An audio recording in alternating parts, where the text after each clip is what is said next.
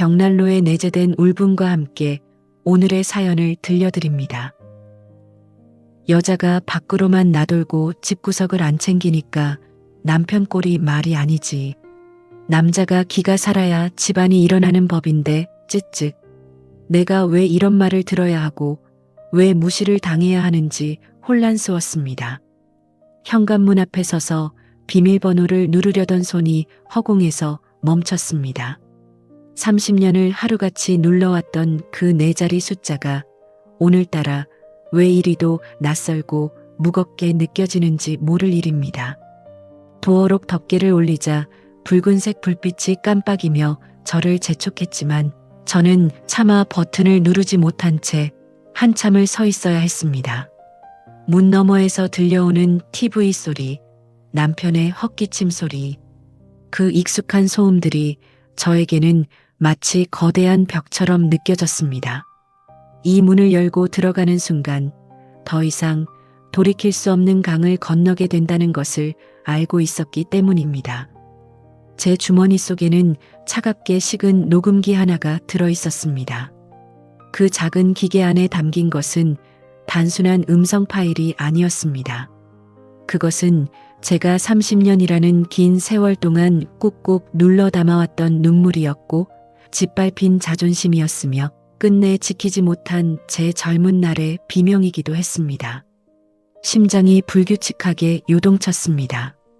두려움일까요? 아니면 설렘일까요? 어쩌면 그 두 가지 감정이 뒤섞인 혼란스러움이었을지도 모르겠습니다. 저는 마른 입술을 축이며 떨리는 손끝으로 기어이 번호를 눌렀습니다. 경쾌한 기계음과 함께 문이 열렸습니다. 거실 소파에 비스듬히 누워 TV를 보고 있던 남편은 고개만 살짝 돌려 저를 쳐다보았습니다. 왔어? 밥은? 그 무심한 한마디. 아내가 어떤 표정으로 들어왔는지, 손에 무엇이 들려있는지조차 관심 없는 그 메마른 목소리가 제 가슴을 서늘하게 긁고 지나갔습니다. 저는 대답 대신 신발을 벗어 가지런히 정리했습니다. 그리고 거울 속에 비친 제 얼굴을 가만히 들여다보았습니다. 푸석한 피부, 깊게 패인 주름, 그리고 생기를 잃은 눈동자. 그곳에는 착한 며느리라는 가면을 쓰고 사느라 너덜너덜해진 한 여자가 서 있었습니다. 저는 오늘 그 지긋지긋한 가면을 벗어던지려 합니다. 피가 흐르고 살점이 떨어져 나가는 고통이 따르더라도 이제는 본래의 제 얼굴을 찾아야겠다고 결심했기 때문입니다. 시간을 거슬러 올라가 봅니다. 모든 비극에는 시작점이 있는 법이지요. 저와 남편은 대학 시절 동아리에서 만나 연애 결혼을 했습니다. 남편은 넉넉하지 못한 집안의 장남이었지만 성실하고 우직한 사람이었습니다. 처음 시댁에 인사를 드리러 갔던 날을 기억합니다. 낡은 주택의 대문 앞에서 긴장해 있는 저에게 시어머니는 맨발로 뛰어나오시며 제 손을 덥석 잡으셨습니다. 아이고, 우리 귀한 며느리 왔구나. 인상도 참 좋고 복스럽다. 나는 딸이 없어서 늘 적적했는데 이제 내가 내 딸이다 생각하고 살련다. 그 따뜻한 체온과 다정한 목소리에 부모님을 일찍 여의고 외롭게 자랐던 저는 금세 마음을 열고 말았습니다. 아, 나에게도 진짜 가족이 생기는구나. 그때는 몰랐습니다. 시어머니가 말하는 딸이라는 단어가 제가 생각하는 딸과는 전혀 다른 의미라는 것을 말입니다. 신혼 초 우리는 맞벌이 부부였습니다. 평일에는 회사 일에 시달리고 주말이면 어김없이 왕복 4시간이 걸리는 시댁으로 향했습니다. 토요일 아침 일찍 눈을 비비고 일어나 꽉 막힌 고속도로를 달려 시댁에 도착하면 현관에 들어서기도 전에 시어머니의 목소리가 들려왔습니다. 예, 배고프다. 밥부터 먹자. 그 말은 곧 저에게 부엌으로 들어가라는 신호였습니다. 옷을 갈아입을 새도 없이 앞치마를 두르고 쌀을 씻고 찌개를 끓였습니다. 남편은 운전하느라 피곤하다며 안방으로 들어가 낮잠을 잤고 시아버지는 거실에서 신문을 보셨습니다. 오직 저만이 낯선 부엌에서 달그락거리는 그릇 소리를 내며 종동거렸습니다. 그래도 그때는 그게 당연한 줄 알았습니다. 나는 며느리니까, 어머니가 연세가 있으시니까, 사랑하는 남편의 부모님이니까. 그렇게 주문을 외우듯 스스로를 납득시켰습니다.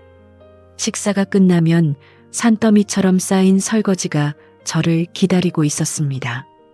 고무 장갑을 낄 틈도 없이 맨손으로 그릇을 닦고 있으면 거실에서는 과일 깎는 소리와 함께 웃음꽃이 피어났습니다. 아범아, 이 사과 참 달다. 너 어릴 때 과수원에서 서리하던 거 기억나냐? 시어머니와 남편의 도란도란한 대화 소리가 물소리에 섞여 희미하게 들려올 때면 저는 문득 외딴 섬에 갇힌 듯한 고립감을 느끼곤 했습니다. 설거지를 마치고 젖은 손을 닦으며 거실로 나가면 시어머니는 깎아놓은 과일 접시를 남편 쪽으로 쓱 밀어놓으며 말씀하셨습니다. 너는 힘들었으니 좀 쉬어라. 며느리야, 너도 와서 하나 먹어라. 하지만 며느리가 앉을 자리는 늘 애매했습니다. 소파는 시부모님과 남편 차지였고 저는 바닥 한 구석에 쭈그리고 앉아 남편이 먹다 남긴 사과 조각을 집어들곤 했지요. 그 사과가 어찌나 목구멍에 걸리던지 달콤함보다는 씁쓸함이 먼저 느껴졌습니다. 결혼 5년 차가 되었을 무렵 저에게도 그리고 우리 가정에도 위기가 찾아왔습니다. 남편이 다니던 중소기업이 부도가 나면서 하루아침에 실직자가 된 것입니다. 아이는 이제 막 걸음마를 떼기 시작했고 대출 이자는 꼬박꼬박 나가야 하는 상황이었습니다. 남편은 재취업을 준비한다며 도서관을 오갔지만 사실상 집에서 보내는 시간이 더 많았습니다. 가장의 무게는 고스란히 제 어깨로 넘어왔습니다. 저는 다니던 회사를 그만두고 시간이 좀 더 자유로운 학습지 교사 일을 시작했습니다. 낮에는 아이를 어린이집에 맡기고 밤늦게까지 학생들 집을 방문하며 수업을 했습니다. 몸이 부서질 듯 힘들었지만 남편의 기가 죽을까봐 내색 한 번 하지 않았습니다. 어느 날이었습니다. 밤 10시가 넘어서야 수업을 마치고 파김치가 되어 시댁에 들렀습니다. 시어머니가 반찬을 좀 가져가라고 부르셨기 때문입니다. 현관문을 열고 들어서자마자 퀴퀴한 냄새가 코를 찔렀습니다. 어머니, 이게 무슨 냄새예요? 제가 묻자 시어머니는 코를 막으며 인상을 찌푸리셨습니다. 아이고 예, 김치 냉장고 뒤에 둔 묵은지가 다 쉬어 빠졌나 보다. 냄새가 나서 머리가 다 아프네. 온 김에 저것 좀 정리해라. 저는 가방을 내려놓을 힘도 없었지만 시어머니의 성화에 부엌 뒷베란다로 향했습니다. 구석에 처박혀 있던 김치통 뚜껑을 열자 시큼하고 역한 냄새가 진동을 했습니다. 곰팡이가 하얗게 핀 김치를 꺼내 음식물 쓰레기 봉투에 담고 눌어붙은 김치통을 씻기 시작했습니다. 찬물에 손을 담그자 손끝이 아려왔습니다. 하루 종일 무거운 가방을 메고 계단을 오르내리느라 허리는 끊어질 듯 아팠습니다. 쭈그리고 앉아 수세미질을 하는데 저도 모르게 눈물이 핑 돌더군요. 그때였습니다.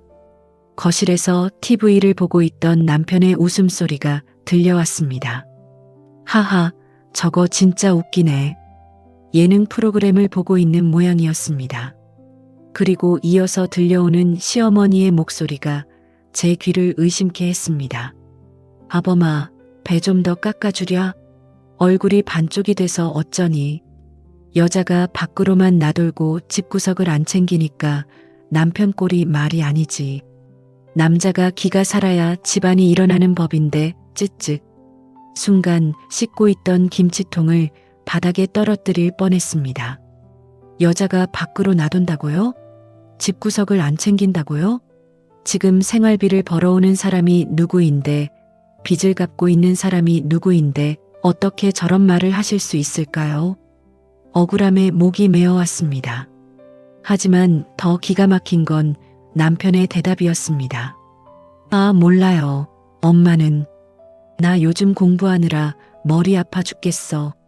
남편은 제 편을 들어주기는커녕 어머니의 말에 동조하듯 투정을 부리고 있었습니다. 저는 고무장갑을 낀 채 멍하니 서서 베란다 창문에 비친 제 모습을 바라보았습니다. 거기에는 초라한 행색의 식모가 한 명 서 있었습니다. 밖에서는 선생님 소리를 듣지만 이 집에서는 그저 쉰내나는 김치통을 치우는 하녀일 뿐이었습니다. 그날 밤 집으로 돌아오는 차 안에서 저는 남편에게 처음으로 불만을 토로했습니다. 당신 아까 어머니 말씀 들었어? 내가 밖에서 놀다 오는 줄 아셔? 당신이 좀 설명해 드려야 하는 거 아니야? 운전대를 잡은 남편은 귀찮다는 듯 인상을 찌푸리며 대답했습니다. 아, 좋은 게 좋은 거지 뭘 그걸 따져. 엄마가 옛날 분이라 표현이 서툴러서 그래. 그리고 당신이 요즘 집안일에 소홀한 건 사실이잖아. 냉장고에 먹을 것도 없고. 그 말에 저는 말문이 막혀버렸습니다. 남편에게 저는 아내가 아니라 밥 차려주고 돈 벌어오는 기계였던 걸까요? 차창 밖으로 스쳐 지나가는 가로등 불빛이 흐릿하게 번져 보였습니다.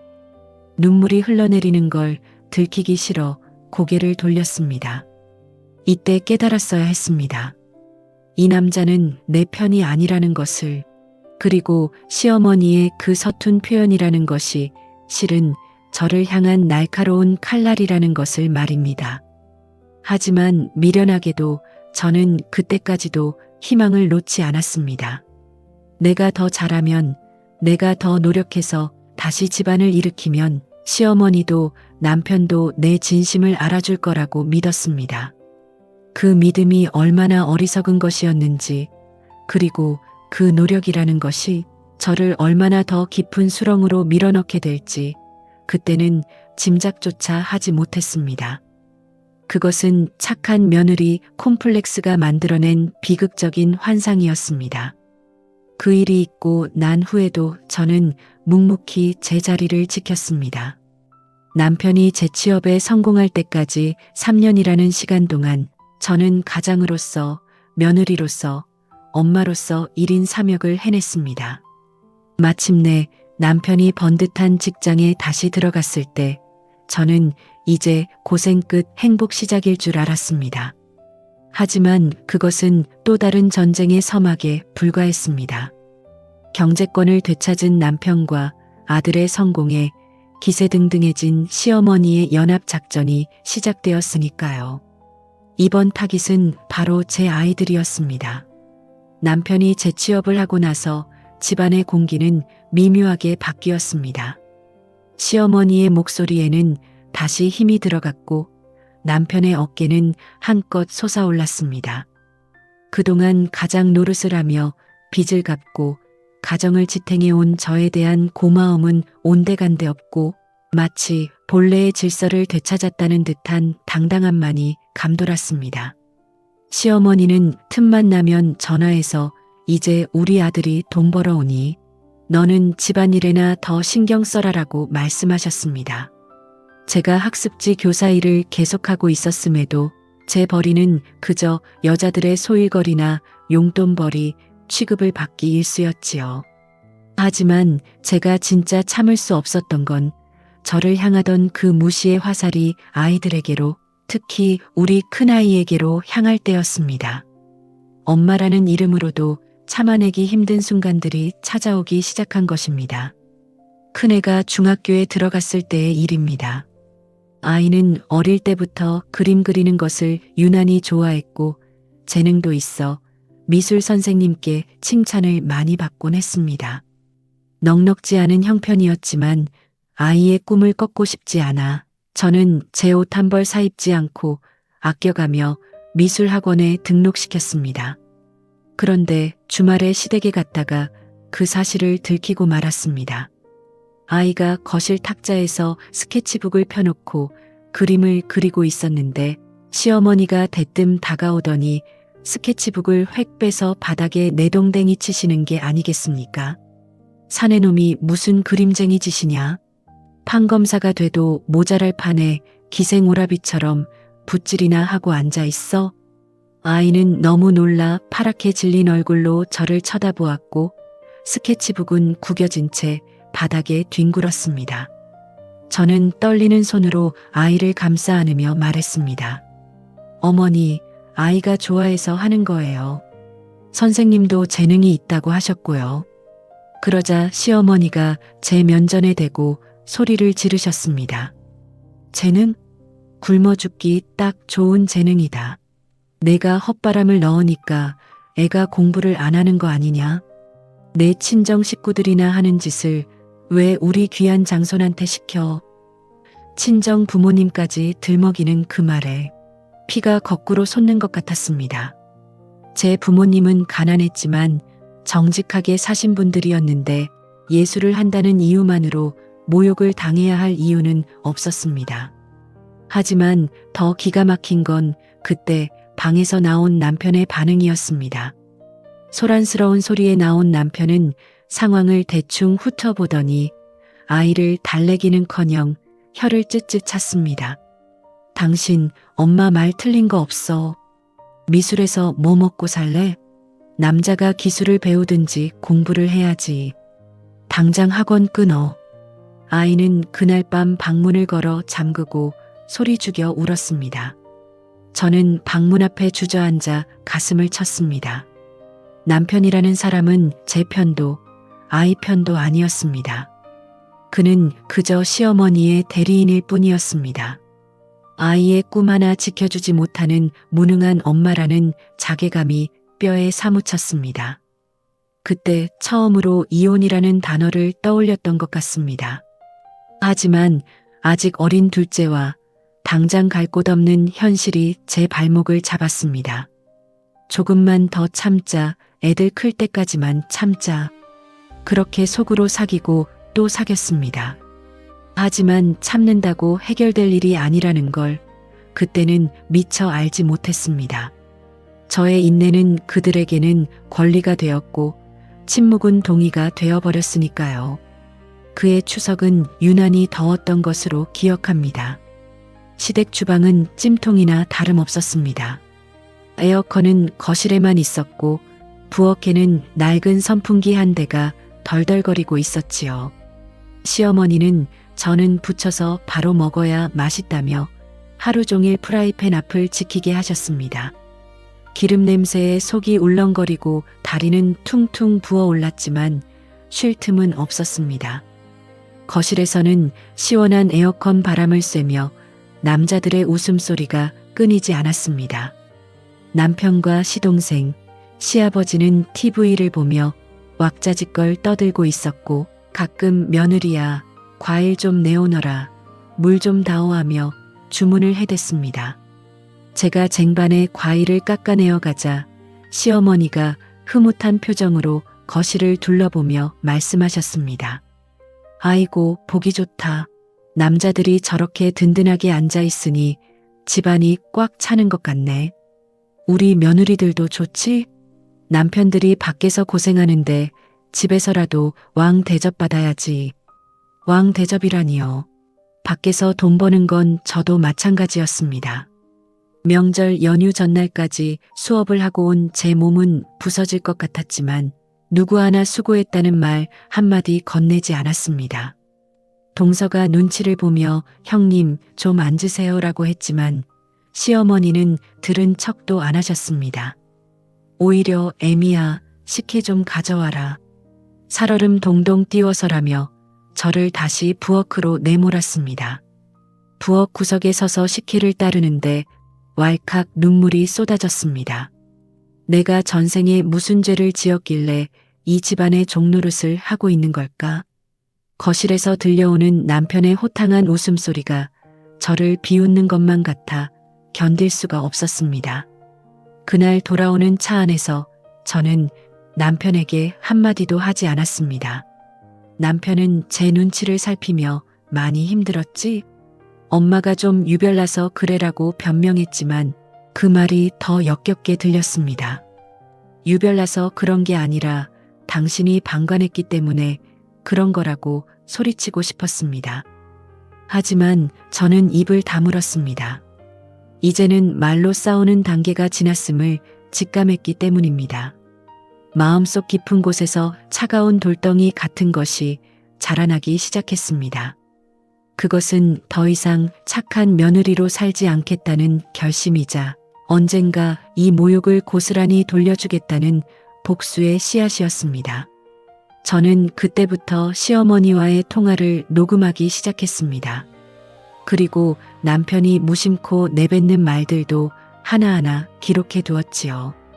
언제 쓰일지는 몰랐지만 이것이 저를 지켜줄 유일한 무기가 될 것임을 본능적으로 알았습니다. 시간은 흘러 아이들은 컸고 시어머니의 간섭은 날이 갈수록 교묘해졌습니다. 우리 아들이 불효자라서 며느리가 시댁에 안 온다는 말은 이제 시어머니의 입버릇이 되었습니다. 주말에 제가 몸이 아파 못 간다고 하면 아들이 불효자라 아픈 마누라 핑계대고 안 오는구나라며 비꼬셨습니다. 남편은 그 말을 듣고도 허허 웃어넘겼지만 저는 그 불효자라는 단어가 뼈에 사무치도록 싫었습니다. 진짜 불효자가 무엇인지 보여주고 싶다는 생각이 들 정도로요. 그리고 마침내 우리가 결코 넘지 말았어야 할 선을 넘게 되는 사건이 터지고 말았습니다. 30년 묵은 감정이 폭발하는 그날, 식탁 위에는 아주 낯선 물건 하나가 올려져 있었습니다. 운명의 그날은 시어머니의 칠순 생신이었습니다. 며칠 전부터 저는 잠을 설쳐가며 메뉴를 짰습니다. 입맛 까다로운 시어머니를 만족시키기 위해 소갈비찜에 잡채, 해파리 냉채, 그리고 시어머니가 좋아하시는 문어 숙회까지 재래시장을 3군데나 돌며 가장 싱싱한 재료를 골랐고 육수를 내느라 밤새 불 앞을 지켰습니다. 남편은 그냥 식당 가서 먹자고 했지만 시어머니는 집밥이 최고지, 며느리 손맛 좀 보자며 굳이 집으로 오시겠다고 고집을 피우셨습니다. 그 말이 칭찬이 아니라 며느리를 부려먹겠다는 선전포 고임을 알면서도 저는 군말 없이 앙치마를 둘렀습니다. 그것이 착한 며느리의 마지막 의무라고 생각했기 때문입니다.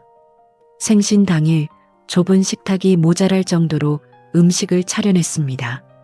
시어머니와 시아버지, 시동생 식구들까지 10명이 넘는 대식구가 둘러앉았습니다. 시어머니는 상석에 앉아 제가 차린 음식들을 훑어보시더니 젓가락으로 갈비찜을 툭툭 건드리셨습니다. 간이 좀 심심하다? 요즘 애들은 건강 생각한다면서 맛대가리 없게 하는 게 유행이라며? 칭찬 한마디 없이 시작된 타박이었지만 익숙한 일이라 저는 그저 묵묵히 미소만 지었습니다. 어머니, 짜게 드시면 혈압에 안 좋아요. 싱겁게 드세요. 제 말에 시어머니는 코웃음을 치며 잡채를 한 젓가락 가득 집어드셨습니다. 식사가 한창 무르익을 무렵 현관벨이 울렸습니다. 택배였습니다. 시어머니가 홈쇼핑에서 주문하신 등산화라고 했습니다. 시어머니는 밥을 먹다 말고 벌떡 일어나 현관으로 뛰어나가셨습니다. 아이고, 드디어 왔네. 내 아들 주려고 산 건데 이게 요즘 강남 사모님들 사이에서 난리난 브랜드야. 시어머니는 흙먼지 묻은 택배 상자를 들고 들어오시더니 믿을 수 없는 행동을 하셨습니다. 식구들이 밥을 먹고 있는 식탁, 그것도 김이 모락모락 나는 갈비찜 접시 바로 옆에 그 지저분한 택배 상자를 턱하니 올려놓으신 겁니다. 자, 아범아, 이거 한번 신어봐라. 등산 갈 때 신으면 폼 나겠지? 시어머니는 상자를 북북 뜯어 그 안에서 투박한 등산화를 꺼내셨습니다.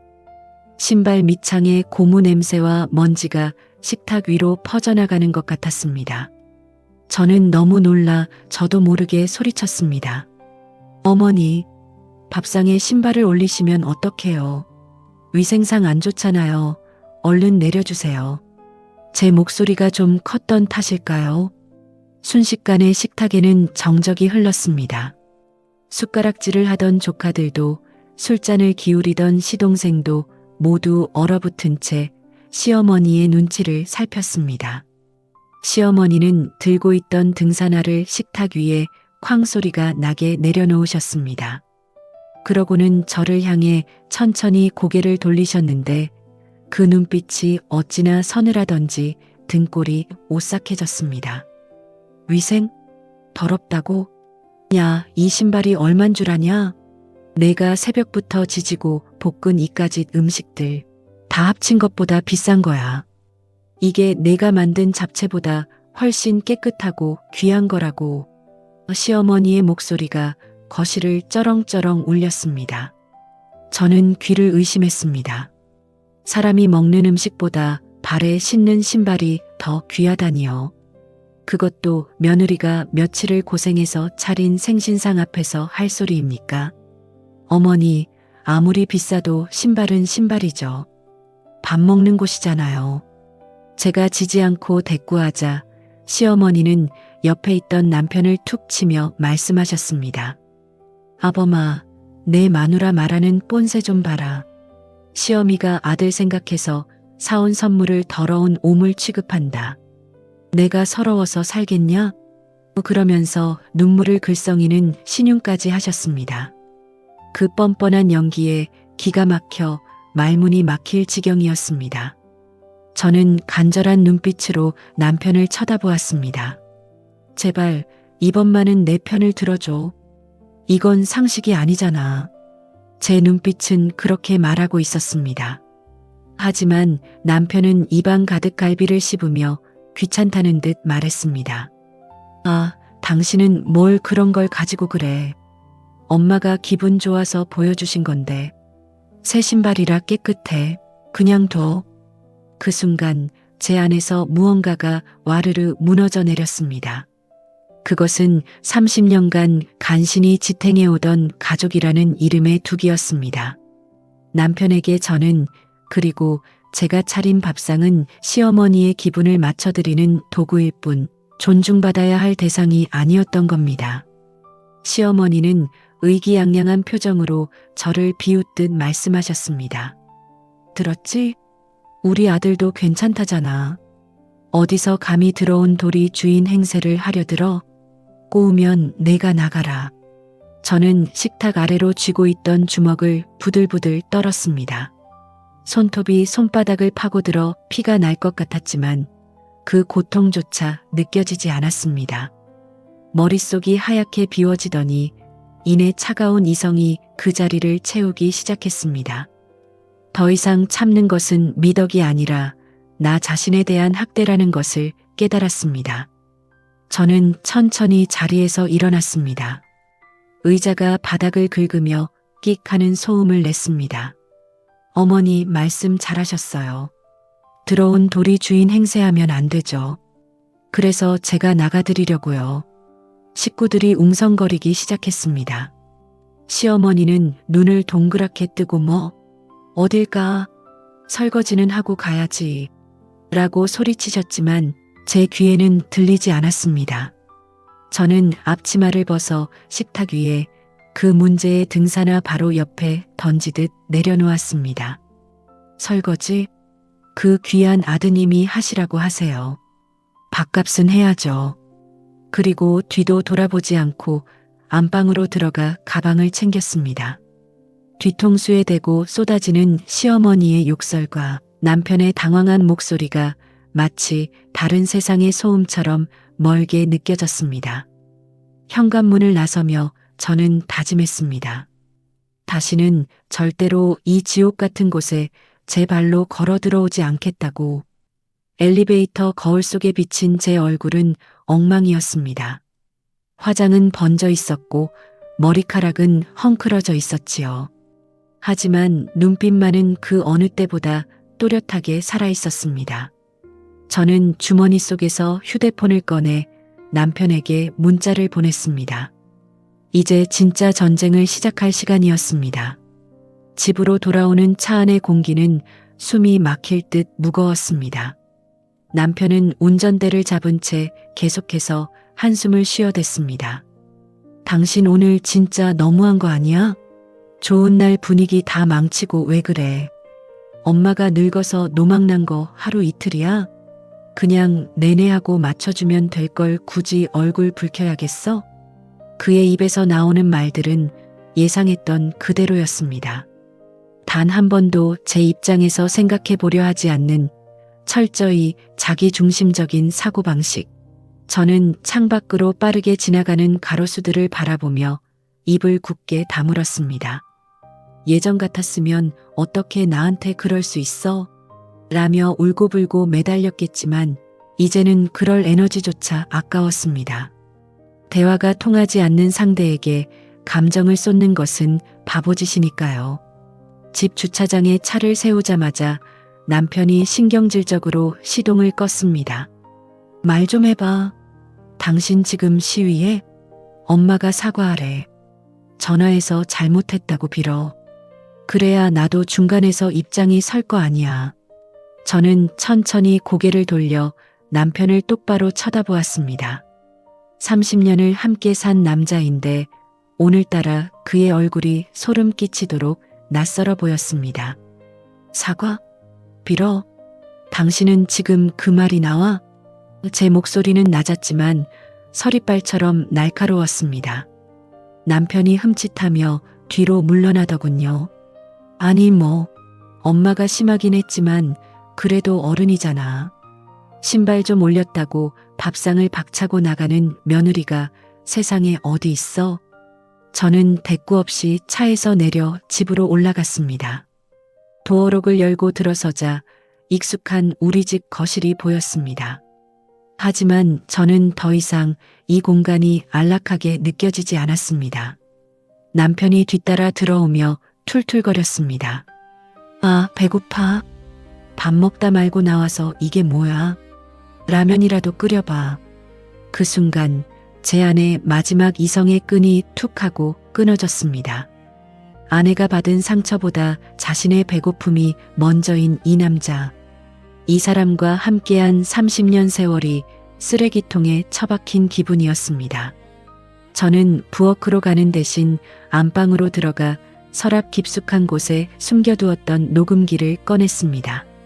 남편은 식탁에 앉아 휴대폰을 만지작거리고 있었습니다. 아마 시어머니에게 잘 해결하겠다는 메시지라도 보내고 있었겠지요. 저는 식탁 위에 녹음기를 탁 소리가 나게 내려놓았습니다. 그리고 그 맞은편에 앉았습니다. 이게 뭐야? 남편이 의아한 표정으로 물었습니다. 저는 아주 차분하게 하지만 힘주어 말했습니다. 들어봐. 당신이 그토록 사랑하고 끔찍이 아끼는 당신 어머니가 내 등 뒤에서 그리고 내 면전에서 무슨 짓을 했는지 당신이 모른 척 눈 감고 귀 막았던 그 시간들의 증거야. 재생 버튼을 누르자 지직거리는 소음 사이로 시어머니의 날카로운 목소리가 거실을 가득 채웠습니다. 야, 내가 해온 혼수가 그것밖에 안 되니까 우리 아들이 승진을 못하는 거야. 어디서 거지 같은 게 들어와서 우리 아들 불효자라서 며느리가 시댁에 안 오는 거지. 독한 년 아들 꼬드겨서 조종하는 여우 같은 년. 애매한 대학 갈 바엔 고졸이 낫다. 내 머리 닮아서 애들이 멍청한 거야. 녹음 파일이 하나씩 재생될 때마다 남편의 얼굴은 점점 흑빛으로 변해갔습니다. 입을 벌린 채 아무 말도 하지 못하고 동공만 불안하게 흔들렸습니다. 엄마가 진짜 이런 말을 했다고? 나 없을 때? 남편의 떨리는 목소리에 저는 비소를 흘렸습니다. 당신 없을 때? 아니, 당신 있을 때도 수도 없이 했어. 당신이 TV 보느라 잠자느라 귀찮아서 못 들은 척 했을 뿐이지. 자, 이제 알겠어? 내가 왜 밥상을 엎고 싶었는지, 내가 왜 그 집구석을 지옥이라고 했는지. 남편은 고개를 숙인 채 마른 세수만 했습니다. 미안해. 내가 몰랐어. 엄마가 이 정도일 줄은. 저는 식탁을 주먹으로 내리치며 소리쳤습니다. 미안하다는 말로 퉁치려 하지 마. 당신 방관도 폭력이야. 당신은 공범이라고. 남편이 깜짝 놀라 저를 쳐다봤습니다. 저는 숨을 고르며 30년 동안 가슴속에 품어왔던 시어머니가 그토록 입버릇처럼 말하던 그 단어를 꺼내 들었습니다. 당신 어머니가 늘 말씀하셨지. 우리 아들 불효자라서 며느리가 고생한다고. 그래, 그 소원대로 해드리려고 해. 당신 효자 노릇하고 싶어서 나 쥐어짜서 대리 효도시켰잖아. 이제 그만해. 나 파업할 거니까. 뭐? 파업이라니? 오늘부로 시댁 방문, 안부 전화, 명절 노동, 제사, 생신상 전부 끝이야.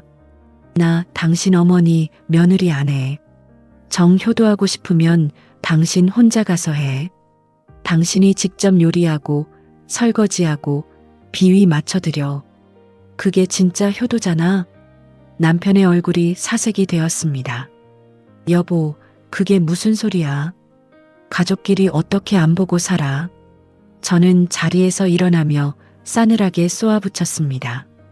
가족? 당신 식구들은 나를 가족 취급한 적 없어. 필요할 때만 부려먹는 하녀였지. 내 조건 받아들이기 힘들면 지금 당장 법원으로 가. 이 녹음 파일들 증거로 제출하면 위자료 꽤나 받을 수 있을 테니까. 저는 멍하니 앉아있는 남편을 뒤로하고 안방으로 들어가 문을 잠갔습니다. 문 너머에서 남편이 여보, 문 좀 열어봐. 얘기 좀 해. 라고 두드리는 소리가 들렸지만 저는 침대에 걸터 앉아 떨리는 손을 맞잡았습니다. 두려움보다는 후련함이, 슬픔보다는 묘한 해방감이 밀려왔습니다. 창밖에는 어둠이 짙게 깔려 있었지만 제 마음속에는 비로소 여명이 밝아오는 듯 했습니다. 어머니, 불효자라서 편하다고 하셨죠? 이제 진짜 편하게 해드릴게요. 당신 아들 천하의 불효자로 만들어 드릴 테니 기대하세요. 저는 녹음기를 손에 꽉 쥐었습니다.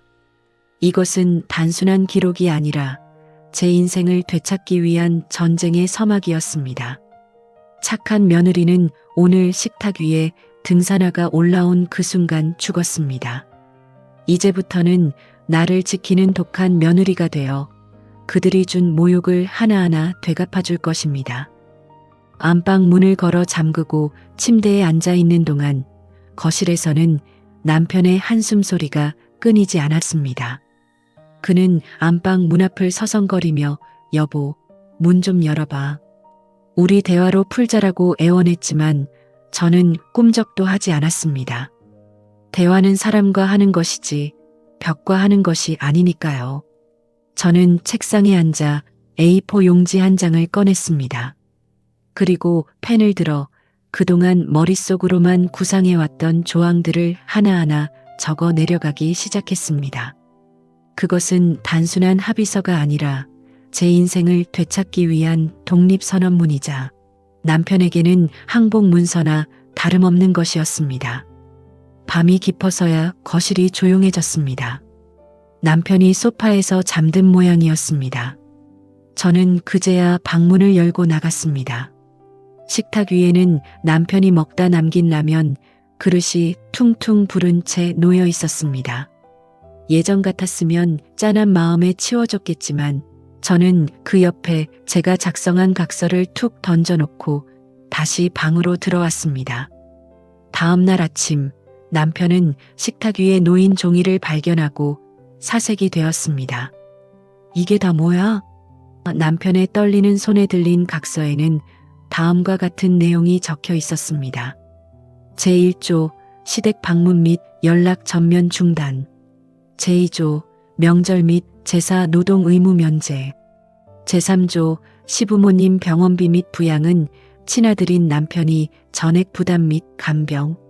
제4조 위 사항 위반 시 즉시 이혼 및 재산 분할 청구. 남편은 기가 막히다는 표정으로 저를 쳐다봤습니다. 여보, 이건 너무하잖아. 아예 남남으로 살자는 거야? 어떻게 부모님을 안 보고 살아? 저는 출근 준비로 거울을 보면서 무심하게 대답했습니다. 안 보고 사는 건 나야. 당신은 봐. 효자 아들이잖아. 매주 가서 밥도 해드리고 청소도 해드리고 병원도 모시고 가. 나는 안 말려. 대신 나를 끌어들이지 마. 남편은 억울하다는 듯 항변했습니다. 내가 혼자 가서 그걸 어떻게 다 해. 그리고 엄마가 가만히 있겠어? 당신 안 오면 난리가 날 텐데. 그 말에 저는 하던 동작을 멈추고 남편에게 다가갔습니다. 그리고 남편의 넥타이를 매주며 아주 나긋나긋하지만 섬뜩한 목소리로 속삭였습니다. 그러니까 당신이 중간에서 잘해야지.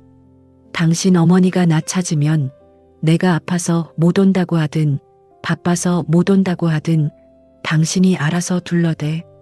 만약 당신 어머니가 내 전화기에 불나게 하거나 집으로 찾아오게 만들면 그날로 이혼 도장 찍는 거야. 알겠어? 남편은 제 기세에 눌려 마른 침을 삼켰습니다. 그는 알고 있었습니다. 제가 빈말을 하는 사람이 아니라는 것을요. 결국 남편은 도살장에 끌려가는 소처럼 억지로 각서 하단에 서명을 했습니다. 출근길 지하철 안에서 휴대폰 진동이 울리기 시작했습니다. 시어머니였습니다. 어제 밥상을 박차고 나간 며느리에게 퍼부을 욕설이 한가득 준비되어 있었겠지요. 저는 가차없이 수신 차단 버튼을 눌렀습니다. 그러자 이번에는 카카오톡 메시지가 쏟아졌습니다. 너 지금 제정신이냐? 당장 와서 빌지 못해? 내가 너 같은 걸 며느리라고 드리고 30년을 참았다. 어디서 시어미 전화를 씹어. 메시지 알림 숫자가 10개, 20개, 50개로 늘어나는 것을 보며 저는 묘한 쾌감을 느꼈습니다. 예전에는 이 메시지 하나하나에 가슴이 철렁하고 손이 떨렸는데 이제는 그저 스팸 문자로밖에 보이지 않았습니다. 저는 카카오톡마저 차단했습니다. 그리고 남편에게 문자를 보냈습니다. 어머니 연락 오시네. 당신이 해결해. 나한테 또 연락 오게 하지 마. 저녁에 퇴근하고 돌아온 남편의 몰골은 말이 아니었습니다. 하루 종일 시어머니의 전화를 받아내느라 진이 빠진 모양이었습니다. 엄마가 난리가 났어. 당신 당장 끌고 오라는데 내가 핑계 대느라 얼마나 힘들었는지 알아? 남편이 투덜거렸습니다. 그래서 뭐라고 했는데? 제가 묻자 남편이 기어들어가는 목소리로 대답했습니다. 당신이 몸살이 심하게 나서 못 일어난다고 했어. 그랬더니 꾀병 부리지 말라고 당장 앰뷸런스 태워서라도 보내라시잖아. 저는 피식 웃음이 나왔습니다. 아픈 며느리를 걱정하기는커녕 앰뷸런스 태워서라도 와서 사과하라는 그 신보. 역시 사람은 고쳐 쓰는 게 아니라는 옛말이 하나도 틀리지 않았습니다. 저는 식탁에 앉아 우아하게 커피를 마시며 말했습니다. 잘했어. 앞으로도 계속 그렇게 해줘. 효도는 셀프니까. 그날 이후로 저의 주말은 완전히 달라졌습니다. 새벽같이 일어나 시댁으로 향하던 차 안에서의 쪽잠은 사라졌습니다. 대신 늦잠을 자고 일어나 아이들과 브런치를 먹고 평소 배우고 싶었던 꽃꽂이 강습을 등록했습니다. 남편은 주말마다 도살장에 끌려가는 표정으로 혼자 시댁에 갔습니다. 돌아올 때면 손에 반찬통이 들려 있었는데 시어머니가 이거 먹고 꾀병 그만 부리라고 해라며 억지로 들려보낸 것들이었지요. 저는 그 반찬들을 거들떠보지도 않았습니다. 당신 가져왔으니 당신이 다 먹어. 난 입맛 없어. 냉장고 구석에 처박힌 시어머니의 반찬들은 결국 곰팡이가 피어 음식물 쓰레기통으로 들어갔습니다. 예전 같으면 아까워서 꾸역꾸역 먹었겠지만 이제는 제 몸과 마음을 쓰레기통으로 만들고 싶지 않았습니다. 그렇게 평화로운 한 달이 지났습니다. 하지만 이 평화가 영원할 리 없다는 것을 저는 알고 있었습니다. 시어머니는 인내심이 강한 분이 아니셨으니까요. 아들 혼자 시댁을 드나드는 횟수가 늘어나고 며느리의 콧배기도 보이지 않자 시어머니의 분노 게이지는 임계점을 향해 치솟고 있었습니다. 남편 말로는 엄마 눈빛이 심상치 않아. 무슨 일 낼 것 같아라며 불안해했습니다. 그리고 그 불안한 예감은 적중했습니다. 평일 오후 제가 연차를 내고 집에서 쉬고 있던 날이었습니다. 갑자기 현관 인터폰이 미친 듯이 울려댔습니다. 화면을 확인한 저는 숨이 턱 막히는 것 같았습니다. 화면 가득 시어머니의 불그락푸르락한 얼굴이 클로즈업 되어 있었기 때문입니다. 인터폰 소리는 멈출 기미가 보이지 않았습니다. 마치 폭격 경보처럼 집안을 울려댔지요. 화면 속 시어머니는 잔뜩 화가 난 표정으로 연신배를 누르고 계셨습니다. 안에 있는 거 다 안다. 문 열어. 당장 문 안 열어. 찢어질 듯한 고함 소리가 현관문 너머까지 생생하게 들려왔습니다.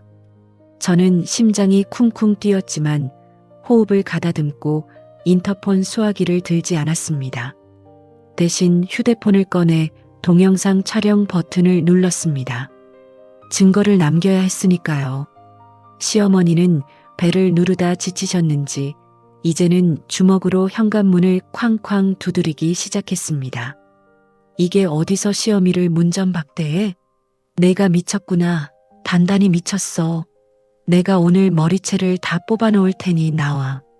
철문이 울리는 소리에 옆집 강아지가 짖기 시작했고 복도에는 웅성거리는 소리가 들렸습니다. 옆집 아주머니가 문을 빼꼼히 열고 내다보는 기척이 느껴졌습니다. 창피했습니다. 30년을 살면서 이런 꼴을 보인 적은 없었으니까요. 하지만 동시에 오기도 생겼습니다. 내가 잘못한 게 없는데 왜 숨어야 하나? 시어머니는 주변 시선은 아랑곳하지 않고 계속해서 악을 쓰셨습니다. 동네 사람들, 여기 며느리가 시어머니를 문전박대합니다. 이런 천하의 불효막심한 년이 어디 있습니까? 시어머니의 목소리는 쩌렁쩌렁 울렸고 저는 그 소리를 들으며 입술을 꽉 깨물었습니다. 여기서 문을 열어드리면 저는 다시 예전의 그 하녀로 돌아가는 것입니다. 절대로 무슨 일이 있어도 문을 열어줄 수 없었습니다. 한 20분쯤 지났을까요? 밖이 잠잠해졌습니다. 가셨나 싶어 안도의 한숨을 내쉬려는 찰나 현관 밖에서 낯선 남자의 목소리가 들렸습니다. 여기 맞나요? 신분증 확인 좀 할게요. 그리고 이어진 시어머니의 목소리. 내 아들 집이라니까. 며느리가 비밀번호를 바꿔서 못 들어가고 있어. 내가 집주인 엄마야. 빨리 문 좀 따줘.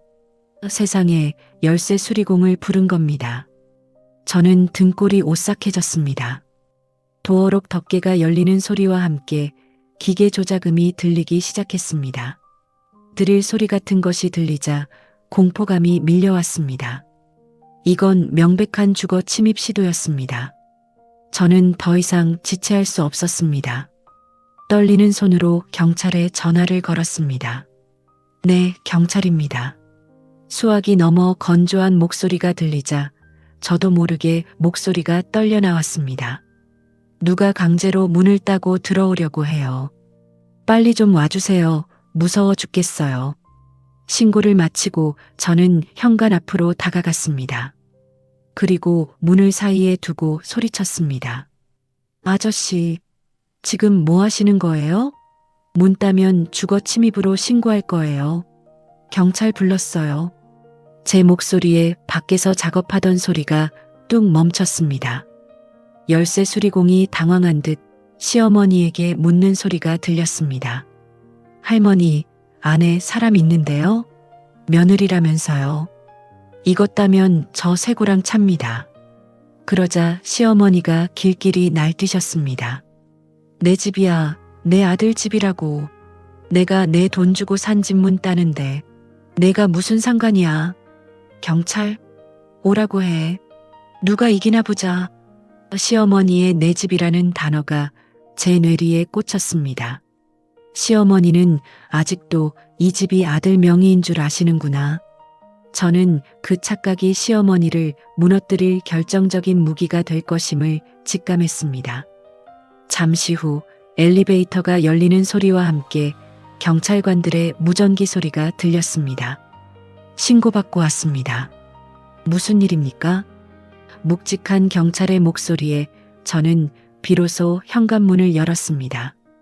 문이 열리자마자 시어머니가 저를 향해 달려드셨습니다. 인연, 잘 만났다. 하지만 경찰관이 시어머니의 앞을 가로막았습니다. 어르신, 진정하세요.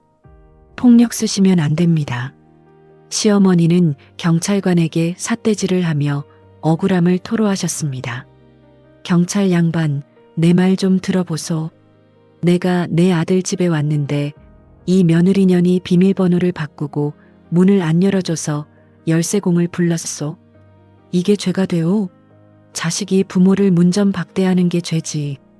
복도에는 어느새 구경 나온 이웃들로 가득했습니다. 위층 할머니, 옆집 세댁, 경비 아저씨까지 모두 걱정스러운 혹은 흥미로운 눈초리로 우리를 지켜보고 있었습니다. 경찰관은 난처한 표정으로 저를 보며 말했습니다. 선생님, 고부 갈등인 것 같은데 가족끼리 대화로 푸시죠.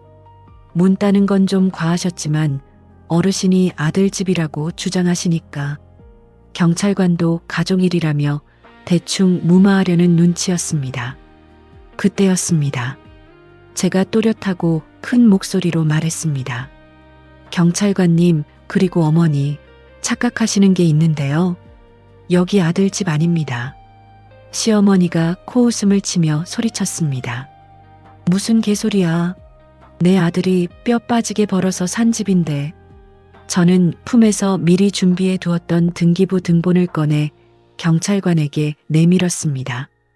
여기 등기부 등본 확인해 보세요. 제 남편 이름은 어디에도 없습니다. 대출금도 제 통장에서 나가고 있고요. 순간 복도에 정적이 흘렀습니다. 경찰관이 등본을 확인하고 고개를 끄덕였습니다. 맞네요. 본인 소유의 주택이 맞습니다. 시어머니의 눈이 튀어나올 듯 커졌습니다. 그게 무슨 말이야? 우리 아들 돈은 내가 빼돌린 거야? 저는 시어머니를 똑바로 쳐다보며 구경꾼들이 다 들을 수 있도록 또박또박 말했습니다. 어머니 아들 사업하다 말아먹고 빚더미에 앉았을 때 그거 다 갚아준 게 저예요. 이 집 제가 학습지 교사 10년 하고 재테크해서 제 돈으로 산 집입니다. 아범은 보태준 거 10원 한 장 없어요. 그런데 왜 남의 집에 와서 행패를 부리세요? 이거 엄연한 스토킹이고 주거 침입입니다. 주변에서 수군거리는 소리가 들렸습니다. 어머, 남편이 빚쟁이였대? 며느리가 다 갚고 집 샀다네. 저 할머니 며느리 덕에 사는 주제에 너무하네. 여론은 순식간에 제 쪽으로 기울었습니다. 시어머니의 얼굴은 붉다 못해 검게 변해가고 있었습니다. 30년 동안 아들 기죽을까봐 덮어두었던 진실이 시어머니의 무리수 덕분에 천하에 드러나는 순간이었습니다. 경찰관들이 돌아가고 시어머니가 씩씩거리며 엘리베이터로 사라진 뒤 복도에는 무거운 침묵만이 남았습니다. 하지만 그 침묵은 예전과 달랐습니다. 저를 바라보는 이웃들의 눈빛에는 더 이상 동정이 아닌 경이로움과 통쾌함이 서려 있었으니까요. 옆집 아주머니가 슬그머니 다가와 제 손을 잡으며 속삭였습니다. 김 여사님, 정말 대단해요. 속이 다 시원하네. 그동안 어떻게 참았어? 그 따뜻한 한마디에 긴장이 풀리며 다리가 후들거렸지만 저는 끝까지 꼿꼿한 자세를 잃지 않았습니다. 이제부터가 진짜 시작임을 알았기 때문입니다. 집으로 들어와 현관문을 닫는 순간 저는 비로소 안전한 나의 성으로 돌아왔음을 느꼈습니다. 그리고 남편에게 전화를 걸었습니다. 당신 어머니 다녀가셨어. 경찰 불렀고 주거 침입으로 신고 접수했어. 퇴근하고 바로 들어와. 저녁이 되어 들어온 남편은 마치 폐잔병 같은 몰골이었습니다. 이미 시어머니에게서 온갖 욕설이 담긴 전화를 받았겠지요. 남편은 들어오자마자 소파에 주저앉으며 머리를 감싸쥐었습니다. 여보, 꼭 그렇게까지 해야 했어? 엄마가 경찰서 갈 뻔했잖아. 동네 망신스러워서 어떻게 얼굴을 들고 다녀. 예전 같았으면 미안해라고 했을 제가 이제는 팔짱을 끼고 남편을 내려다보며 말했습니다. 망신? 그게 왜 내 탓이야? 남의 집 문 따려고 한 당신 어머니 탓이지. 그리고 당신 어머니한테 똑바로 전해. 이 집 4명이니까 다시는 오시지 말라고. 남편은 고개를 푹 숙였습니다. 사실 남편도 알고 있었습니다. 사업 실패 후 빚더미에 앉았을 때 제가 친정 도움까지 받아가며 빚을 갚고 이 집을 마련했다는 것을요. 하지만 남자 자존심 때문에 그리고 어머니 기 살려드리려고 그동안 제명이라는 사실을 숨겨왔던 겁니다. 엄마가 충격을 많이 받으셨어. 어떻게 며느리가 집주인 행세를 하냐고 세상천지 개벽할 일이라고 누워 계셔. 저는 코웃음을 쳤습니다. 누워 계시라고 해. 그리고 당신이 가서 간호해드려. 나는 내 집에서 편히 쉴 테니까. 며칠 뒤 시어머니에게서 장문의 문자가 왔습니다. 처음에는 내가 어떻게 나한테 이럴 수 있냐로 시작된 문자는 점차 내가 귀신이 되어도 너를 용서 안 한다는 저주로 바뀌었다가 나중에는 그래도 애미가 아프다는데 한번 와봐야 돌이 아니냐는 회유로 끝났습니다. 전형적인 가스라이팅 수법이었지요. 저는 답장 하나 보내지 않았습니다. 그러자 시어머니는 친척들에게 전화를 돌려 저를 천하의 불효녀, 재산 빼돌린 도둑년으로 매도하기 시작했습니다. 고모님, 이모님들에게서 확인 전화가 걸려왔습니다. 하지만 저는 당당했습니다. 고모님, 오해하지 마세요. 집 살 때 보태주신 거 10원도 없어요. 오히려 남편 빚 갚느라 제가 번 돈 다 들어갔고요. 정 궁금하시면 등기부 등본 떼서 보내드릴까요? 팩트 앞에서는 아무도 반박할 수 없었습니다. 시어머니의 거짓말은 오히려 당신의 얼굴에 침뱉기가 되어 돌아갔습니다. 친척들 사이에서도 언니가 너무했네. 며느리가 악바리같이 살아서 집안 일으켰더니 쫓아내려고 했어? 라는 여론이 형성되기 시작했습니다. 시어머니가 쌓아 올린 허세와 권위라는 모래성이 파도 한 번에 와르르 무너져 내리는 순간이었습니다. 가장 큰 변화는 집안 내부에서 일어났습니다. 더 이상 남편은 저에게 물 떠와라, 밥 차려라 소리를 하지 못했습니다.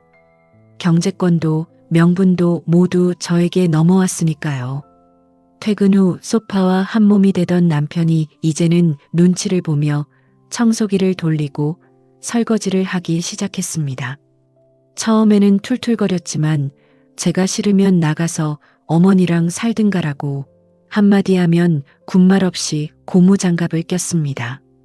아이들도 변한 아빠의 모습에 놀라워하면서도 엄마 편을 들기 시작했습니다. 아빠, 할머니가 엄마한테 심하게 하긴 했어. 아빠가 할머니 편만 드니까 엄마가 화난 거잖아. 아이들의 순수한 지적에 남편은 할 말을 잃었습니다. 그러던 어느 날 남편이 조심스럽게 말을 꺼냈습니다. 여보, 이번 명절에는 그래도 얼굴은 비춰야 하지 않을까? 엄마가 많이 수척해지셨어. 아직도 정신을 못 차린 남편에게 저는 쐐기를 박았습니다. 정 가고 싶으면 당신 혼자 가. 그리고 가서 전해. 며느리는 죽었다고. 다시는 안 살아 돌아올 거라고. 남편은 깊은 한숨을 내쉬며 고개를 끄덕였습니다. 그리고 그해 명절, 남편은 정말로 혼자 시골로 내려갔습니다. 양손 가득 선물 세트를 들고 가는 그의 뒷모습이 처량해 보였지만 저는 결코 그를 붙잡지 않았습니다. 그 처량함은 그가 자초한 것이었고 제가 감당할 몫이 아니었으니까요. 남편이 떠난 텅 빈 집, 저는 거실 소파에 다리를 뻗고 누웠습니다. TV 채널을 마음대로 돌리고 배달 음식을 시켜 먹으며 자유를 만끽했습니다. 전화벨 소리에 깜짝 놀라지 않아도 되는, 전 부치는 기름 냄새에 머리 아프지 않아도 되는 명절. 그것은 30년 만에 처음으로 맛보는 달콤하고 완벽한 휴식이었습니다. 햇살이 거실 깊숙이 들어오는 주말 아침입니다. 저는 베란다 의자에 앉아 따뜻한 커피 한 잔을 마시고 있습니다. 예전의 주말이었다면 지금쯤 시댁으로 달려가 앞치마를 두르고 점심상을 차리느라 정신이 없었겠지요. 남편은 옆에서 조용히 빨래를 개고 있습니다. 가끔 시어머니에게서 전화가 오지만 남편은 베란다 문을 닫고 나가서 통화를 합니다. 무슨 이야기를 하는지, 시어머니가 또 무슨 불평을 하시는지 저는 묻지 않습니다. 그리고 남편도 저에게 그 이야기를 전하지 않습니다. 그것이 우리가 찾은 평화의 방식입니다. 그 선전포고가 있고 난 뒤로 벌써 2년이라는 시간이 흘렀습니다. 그동안 많은 것이 변했습니다. 시어머니는 몇 번 더 저를 부르려고 시도하셨지만 제가 완강하게 거부하자 결국 포기하셨습니다. 들리는 소문으로는 화병이 나서 며칠 알아누우셨다고도 하고 동네방네 며느리 욕을 하고 다니신다고도 합니다. 하지만 상관없습니다. 제 귀에 들리지 않으면 그만이니까요. 시어머니와의 단절은 저에게 잃어버렸던 시간을 되찾아 주었습니다. 저는 문화센터에서 그림을 배우기 시작했고 친구들과 여행도 다닙니다. 거울 속의 저는 더 이상 찌들고 주눅든 며느리가 아닙니다. 눈가에는 생기가 돌고 입가에는 여유로운 미소가 머무는 나 자신이 서 있습니다. 남편과의 관계도 오히려 예전보다 나아졌습니다. 아이러니하게도 말이죠. 제가 모든 것을 내려놓고 나쁜 며느리를 자처하자 남편은 비로소 저를 독립된 인격체로 존중하기 시작했습니다. 그는 이제 알게 된 겁니다. 제가 곁에 있어주는 것이 당연한 의무가 아니라 자신의 노력 여하에 달린 선택이라는 것을요. 가끔 남편이 시댁에 다녀와서 힘들어하는 기색을 보일 때가 있습니다. 엄마 비위 맞추기 진짜 힘드네. 라며 투덜거리지요. 그러면 저는 웃으며 한마디 합니다. 거봐, 내 빈자리가 크지? 그러니까 있을 때 잘하지 그랬어. 남편은 씁쓸하게 웃으며 인정합니다. 자신이 그동안 얼마나 편하게 효자 노릇을 했었는지 뼈저리게 느끼고 있는 것이지요. 혹시 가슴속에 맺힌 응어리 때문에 잠 못 이루고 계신가요? 시어머니의 말 한마디에 심장이 덜컥 내려앉고 명절만 다가오면 머리가 지끈거리는 고통을 겪고 계신가요? 저도 그랬습니다. 30년을 참았습니다. 하지만 참는다고 능사가 아니더군요. 여러분은 감정 쓰레기통이 아닙니다. 누군가의 하녀도 아닙니다. 귀한 집 딸이었고 지금은 한 가정의 소중한 어머니이자 아내입니다. 부당한 대우를 받으면서까지 가족이라는 울타리를 지키려 애쓰지 마세요. 나 자신이 무너지면 가족도 없습니다. 제 이야기에 공감하셨다면 구독과 좋아요, 그리고 여러분의 사연도 댓글로 남겨주세요. 감사합니다. 행복하세요.